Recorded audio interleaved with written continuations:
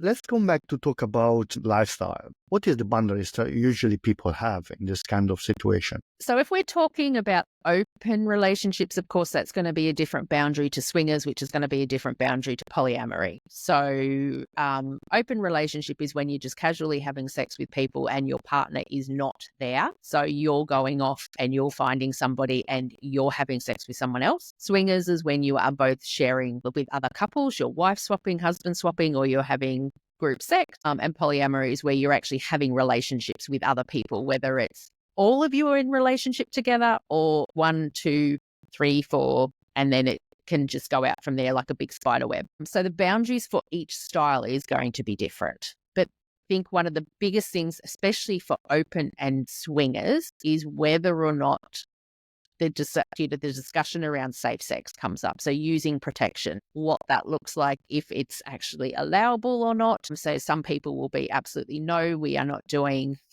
unprotected sex. And other people are like, yep, okay, that's fine. Whereas polyamory are more likely to be fluid bonded, which means that they actually are having sex with all of everybody and they're all clean, they've all been tested and none of them are using protection. So that's what's called fluid bonding. So there's that in place.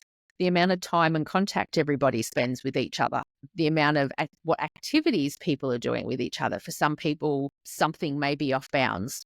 For one person, you may be able to say you might be allowed to kiss them and someone else you're not. So it just sort of depends on each dynamic.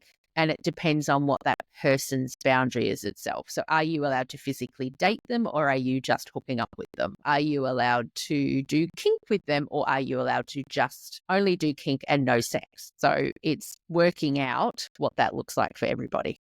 Yeah. Do you think that they should have a sort of contract between each other?